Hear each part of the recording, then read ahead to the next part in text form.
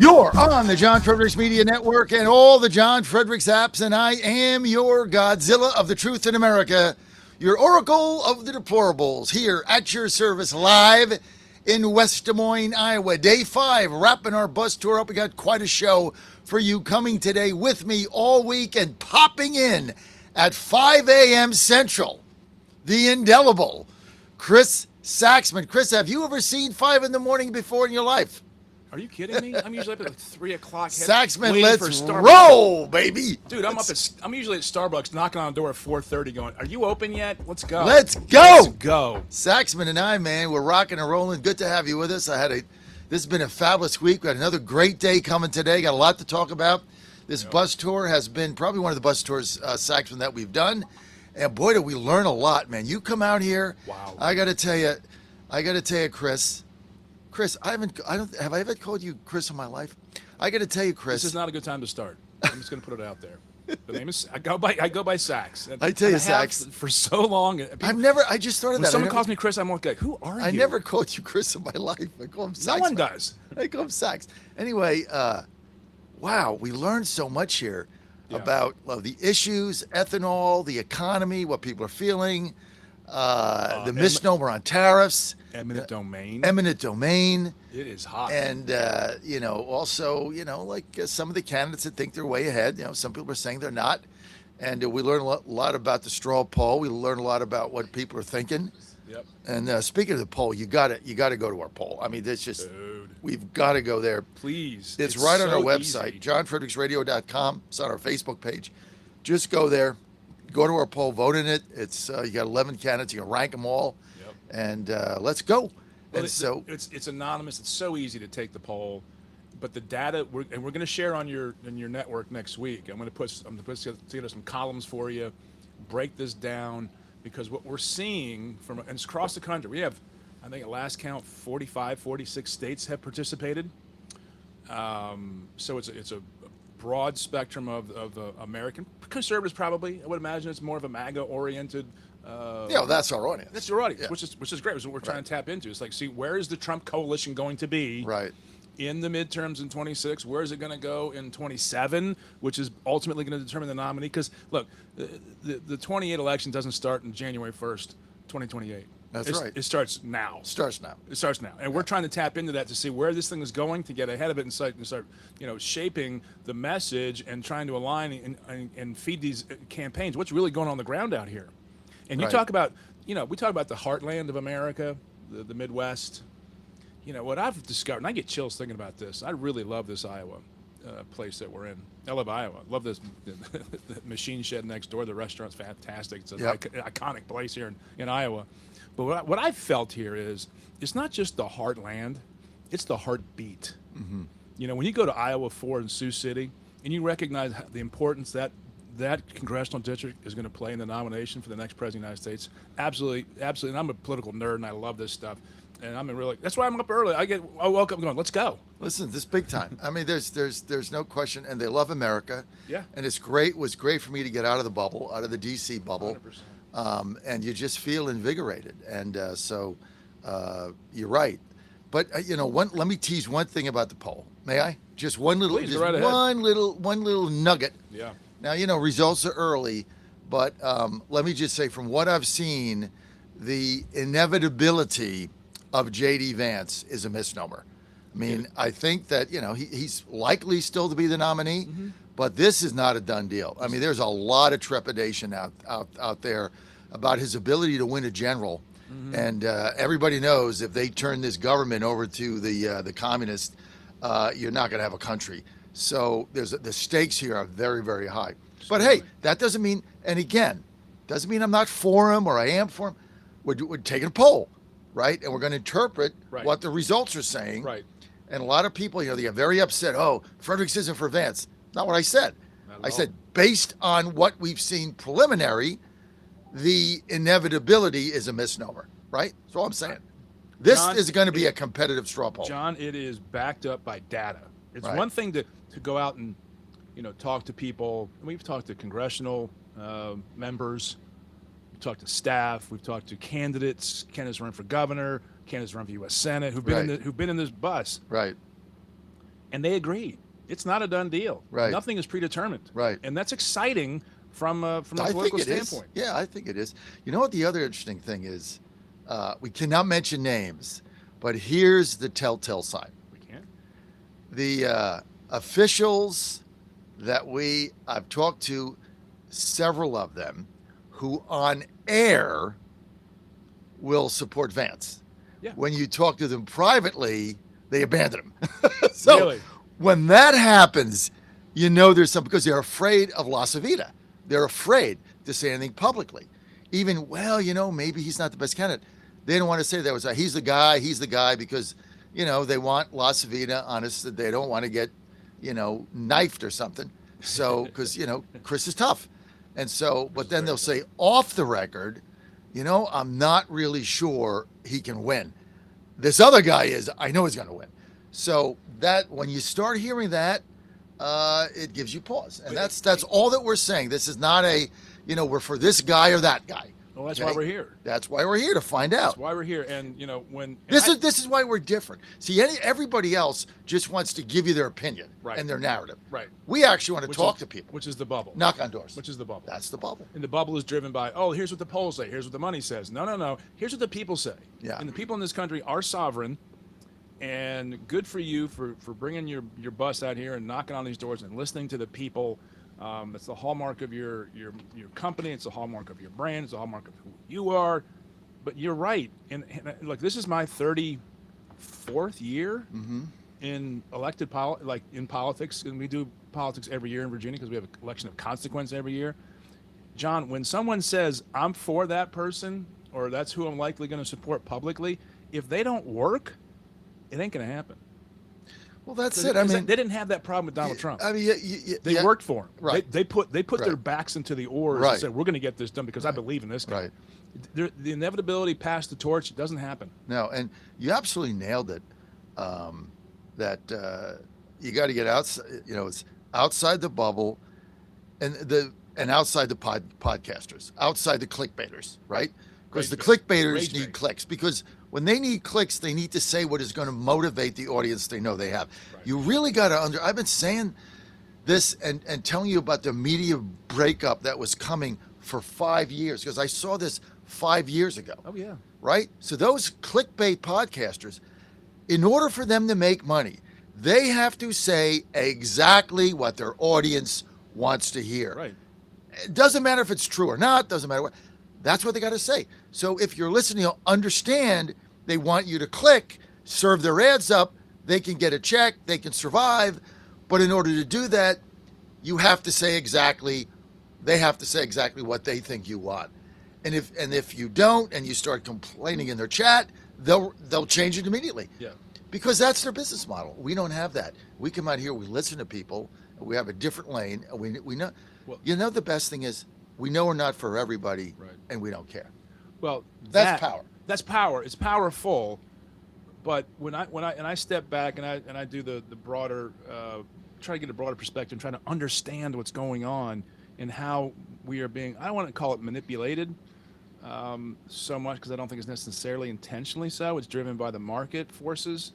However, when you look at the course of history, when you don't have accurate representation of what's going on, and you have this scourge across America known as gerrymandering, you have a certain level of inbreeding politically. And I hate to use that term because I don't think it's quite accurate. And I've been struggling this morning trying to figure out what's the most accurate term. But when you don't engage with other people, when you continually shrink your circles of trust politically, it's so disadvantageous to the cause of human freedom. And I hate to say this, I'm getting, waxing philosophical here at 5:20 Central Time, but that's what I feel. Yeah. It's like when you feed that beast, right, it doesn't propel America forward. That's holding us back from our greatness. It is inbreeding. That's what it is. I mean, it's inbreeding. Right. Roll Tide. It's sorry. That's bad. Okay. Okay, I'm sorry. That's bad. Oh, Saxman at 5:20. Listen, so we pull out of Minnesota, and they're claiming victory. Okay, I don't know what the victory was over, I guess. But look, when this started, we said Homan is going there, and if he's going to negotiate a surrender, it's going to be a catastrophe. Now, we don't really know what was negotiated there. What we do know is first they pulled out 700. Now they're pulling back the surge. And if you look at what the Democrats are saying, they won. Democrats won. So it was a surrender. Mob now rules. The insurrectionists ran them off. You're in a civil war, a color revolution, and they just kicked our ass. And there's no other way to spin this. Nope. I mean, you can try to spin it like they're doing in the White House now, and saying, "Oh, it was, our job was done." No, your job was not done. That's why you sent him there. Take the L, learn. Here's what happened. Okay, the next time they do a surge, the flash paid color revolution mob will get plane tickets and bus tickets and money, and they will go to another city, name what it is, Houston, Dallas, Timbuktu. Right. If they have a Democratic governor or mayor, they will go there and they will stop it because now they have a model. You can't spin this. The insurrectionists won in Minnesota. We couldn't stand up to them. We now have mob rule, and that's what Minnesota has turned into. And yes, maybe we're now going to go back and look at the fraud, and maybe they did.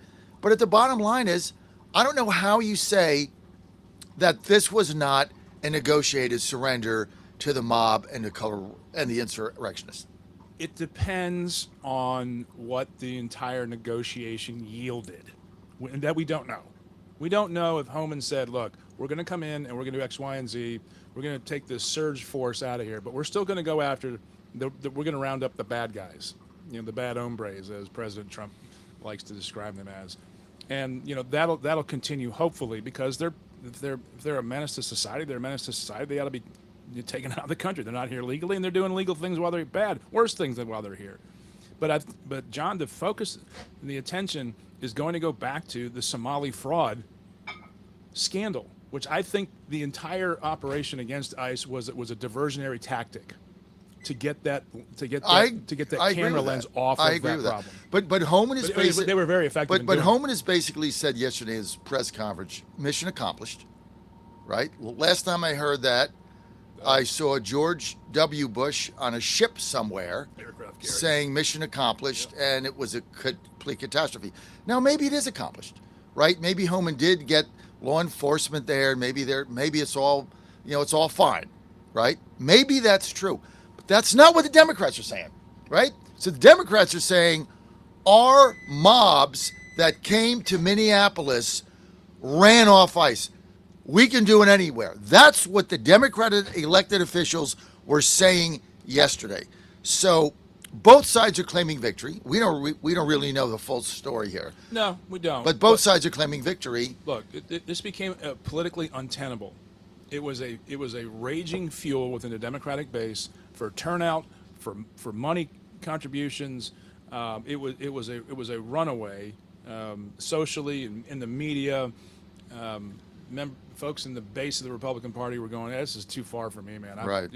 You lost the narrative. You lost the fight on this one. Yeah, you lost the narrative in the media, and it just got out of control because some ICE agents, frankly, got a little out of control. And you can't. And the videos back it up. Now, in the one case, with the first one, where the lady was shot, where the officer was hit by the car. Right. The officer doesn't see every angle that we all saw because there were so many daggone cameras. But you have to ask, why were there so many cameras there? Because it was a staged event. Right, it was a staged event. Okay, and with this much input, with this much video influence, it's going to shape public opinion, and it did. Right. Well, politically, the White House knew they were losing the narrative, and they got out. Cut your losses. They cut their losses, and I don't have a problem with that. No. Right? Because I understand the political ramifications. Oh yeah. Of what was going on, but let's not spin it and say it isn't. The risk here is the surge. You now cannot do a surge in a blue state because they will ship the mob in and the mob will win again because now they have a playbook to defeat an ICE surge. And so now we're back to we're going to deport criminals only. And as we've been saying for weeks, Right. the American public wants the 20 million out, but they don't want to watch it. How Well, they get them out. well, and then and I know a lot of your audience will disagree with this, or and they, and I understand their thinking and reasoning, and I'm not trying to say that they're wrong per se, but what has happened on the ground with the data suggests that the American public, not all of them, but as the polls were showing, they are not comfortable with casting a wider net than they're comfortable with. They don't like the guy who runs the cleaners or the shop or whatever, or is their waitress or waiter or their whatever. The people that they know that are rounded up who basically are leading a They're not comfortable with it. they're not comfortable with it. They're not comfortable. And And when you ask them, this they're is kinda just like, reality. Look, just get if you get the bad hombres, yeah, let's get them all out of here. Everybody Everyone agrees with that. Like, and declare victory. We close the border. We're not talking about that. Yeah. We're off topic. We're talking about innocent people. I don't say innocent, but okay, they're here illegally. There's no way around that. And I don't like the term, legally, not legally present. Look, you're just not here legally. They broke the law. They They're broke here the law. illegally. They need Just to get deal out, with the but we look, don't want to go through it. Just there has to be accountability at some point for people who break the law. We all get that. And there are degrees of that. And where you get into the degrees and people start getting, well, I don't think that person versus this person should be thrown out for that reason. But no one disagrees. The murderer, the rapist, the child molester, Yeah, whatever, exactly. they got to go. Well, if you heard Whitman yesterday, this is what Whitman said, Congressman Rob Whitman. And I asked him, so basically, because this is my always comeback. So basically, you want amnesty. Oh, no, I don't want amnesty. Okay, well, they're here illegally. And you say, well, if they got a job and they're not bothering anybody, they can stay. Well, that's called amnesty. Well, you got to come up with a different word that deals with the reality of But this thing. that's what it is. And, There's we're not on the same page here because, No, which I is think fine. but you and I can get there, and we've had these conversations personally, online, texting. Whatnot. There is a broader victory here for the American public to be had. Well, the 20 million are going to have to stay. No. That's what. Then how are you going to get them out? There's a way to deal with this that is orderly, that is functional, that is fair, that is just, that is right. And I think there's a way to do that. And I can. That's gobbledygook. No, it's Chris. not. It's Yes, not. It is It's just reality. gobbledygook. It's This is just the problem. gobbledygook. This is the problem. Let's between just campaigning admit. and- Let's just admit that it's amnesty. It's Let's- not. Well, then what is it?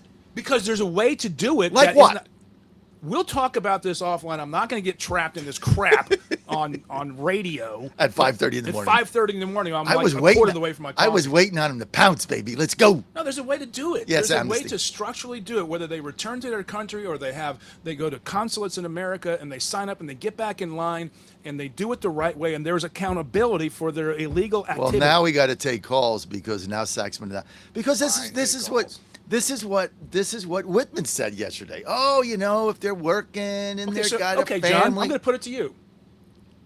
How do you get 20 million people who are here illegally or not legally present because they have overstayed their visas? What do you do with them? You round them up and get them out. That's simple Oh, as that. You okay, round how them do up how and do you get do them that? out. The You don't American shoot them. No. The American public have just said we don't want that. It's too far. It's too much. There's No, a- the mobs did it. The insurrectionists You're did it. you're losing in where the this polls. is where this is you're in losing in the polls. where this is in red states. Well, you guys just want to throw in the towel. Oh, I'm we not can't do throwing it. in the towel. I'm coming up with a real solution. It's called a trade-off. Here, What's the trade-off? Amnesty. No, it's not. It's not. Amnesty means no accountability. You should go work for Whitman. Rob Whitman's a great guy. And Rob Whitman didn't say amnesty.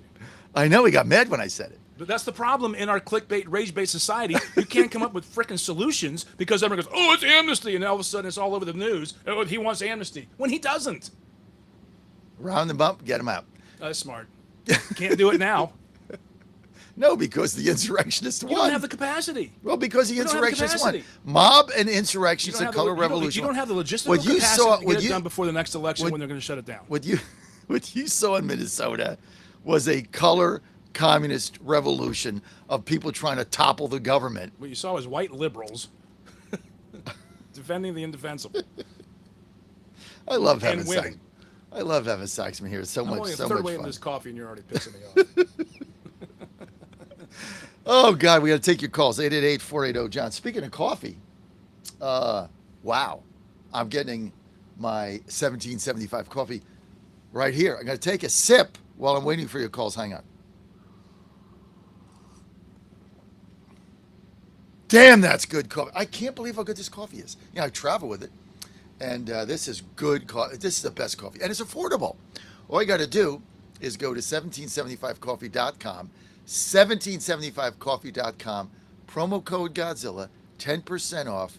You too can live like a coffee king with your 1775 coffee. Dark roast, medium roast, beans, grounds, premium. I got the premium. I got the dark roast. I get the medium because Ann likes that once in a while, and I have it in the afternoons. But I love my dark roast coffee in the morning. It is so good. Live like a coffee king. Let's go to 1775coffee.com. Your audience on Getter is exploding on our conversation. Who do they agree with? Me, of course. I doubt that. Well, I know. There's nothing to agree with you because you can't do what you want to do. You physically can't do it. Well, let's Like, just. I want to dunk a basketball. I can't do it physically. Let's Not on just a fold 10-foot our tent and basket. cave. A mob and insurrectionists won at the end of the day. You can claim victory all you want. Okay, they kicked us out. That's basically what happened. Because with that, if that hadn't happened, they would still been there. So what Trump has to do now is only focus ICE in states with Republican governors that want to work with him. That's it. Like Memphis, and of course Washington D.C. is fantastic because we run the thing now. It's the greatest, most beautiful, cleanest, safest city on earth. Except for the rats. Except for the rats. We got to eat the rats out. That's why I'm running for Ward 2 chairman. But good segue, Saxman. Go to MakeDCGreat.com. MakeDCGreat.com. Go to MakeDCGreat.com. You can see my platform for Ward 2 chairman, and you can donate to my campaign. We'd love to get your donations because I got to get signatures and got to advertise and get all that stuff out. And all that good stuff. 888-480-JOHN. You want to weigh in? I can't believe we don't have any calls. So let's go to a quick word from our sponsors. Oh, before we do that, just so you know, Saxman, today, Yes. opening day, D1 baseball. Let's go. University of Maryland goes to UNC Wilmington. You'll be there live tonight. I'm going there live. I got a 11:45 plane. I'm going to Wilmington, North Carolina. I will make that plane no matter hell or high water. And we're looking forward to the weekend series. The team's already there. There's something about the opening series of baseball, whether it's D1 or whether it's MLB. There's something about it. That first crack of the bat. That first crack of the bat, that first pitch, and I should be there for the. Does college baseball need to go to wooden bats? Yes, I think so. 100%. 100%. I think the aluminum bats, the composite bats, just take away from the game. Totally. And yeah, totally. That ping, it's like, oh god, it's Little League. Yeah, I know. You want that wooden bat. I mean, aluminum bats were first invented because too many bats were breaking. They want to spend the money. That's why they invented them, and now it's become a big deal. But look, for a pitcher, it doesn't matter. For Joe, it doesn't matter because he throws ground balls, and a couple of them if they get hit hard, they might sneak through, but. You just got to keep. You can't keep the ball, especially in Maryland at home. We play. Remember the old Forbes Field, right? It's a little bandbox. I mean, it's my grandmother had a season ticket to Forbes Field by herself.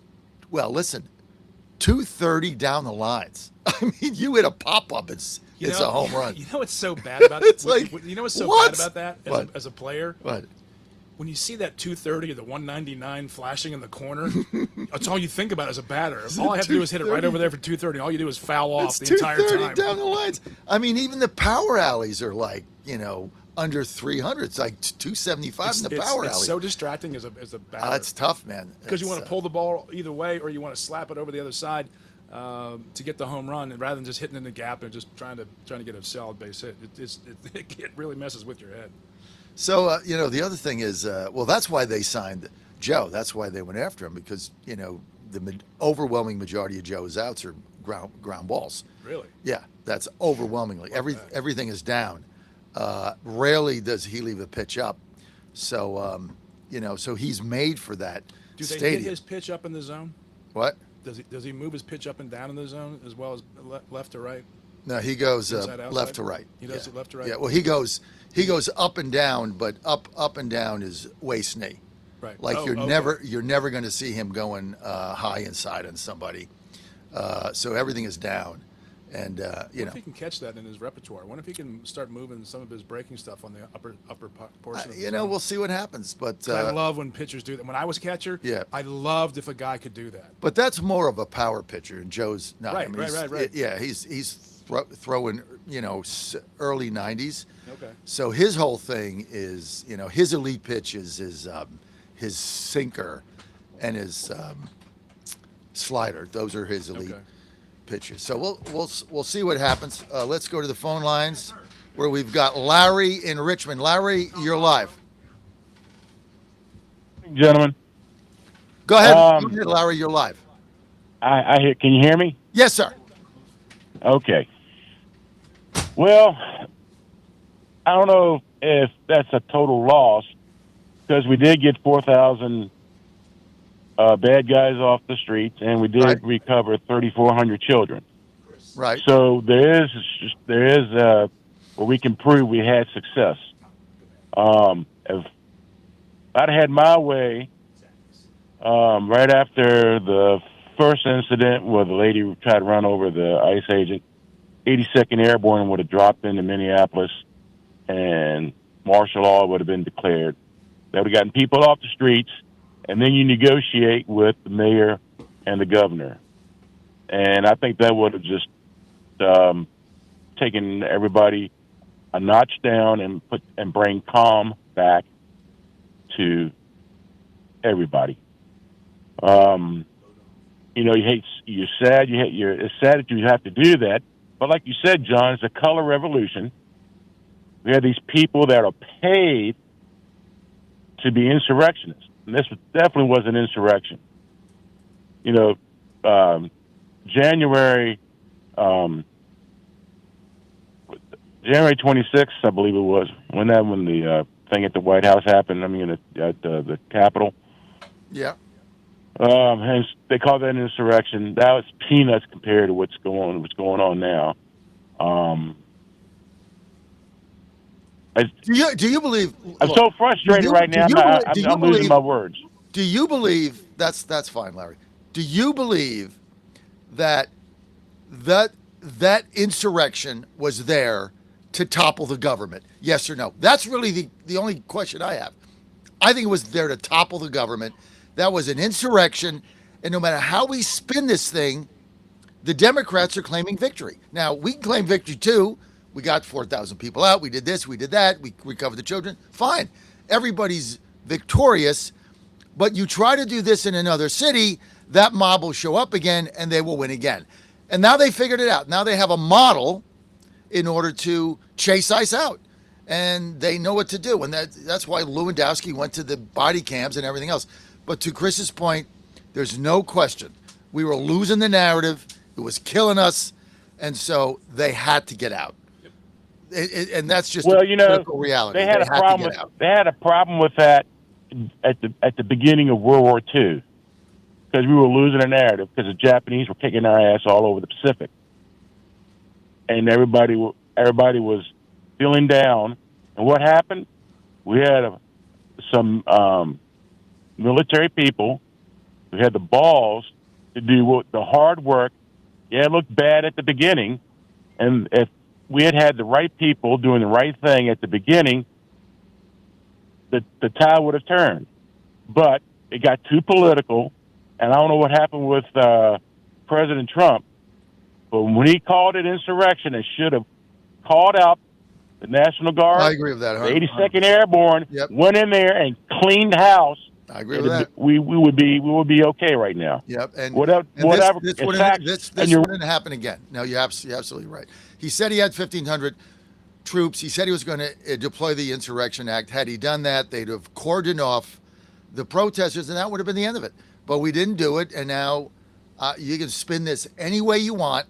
You can no longer send ICE in on a surge to a blue state because they will kick them out again because they'll do the same thing, and they'll win again. So now you can't afford that to happen. So you simply can't do it. So that's gone. And the whole purpose of them opening up the borders was to get the illegals in the blue sanctuary cities in order to change the electoral count, give them a higher census so they get more Congress people. So no matter how you spin this, they won, period. And I, like Saxman always says, we call balls and strikes. They won because what exactly what their objective was just played out in Minneapolis. They won. This was the whole All you reason. got to do is look at Virginia, John. Them out, and they'll count in the census, and they'll get more electoral votes, and you get more blue, and eventually they'll find a way to make them vote illegally, and the whole thing. So they won, and you can't spin this. But anyway, let's go to a quick word from our sponsors. We got Saxman. Tom Rothman is in the house, my good friend in the Iowa caucuses from 24. So we're going to have a good discussion here. And your calls, 888-480-JOHN. We're going to be right back. You're on the John Fredericks Media Network, trucking the truth across Iowa in West Des Moines. Bus tour, day 5. Stay with us.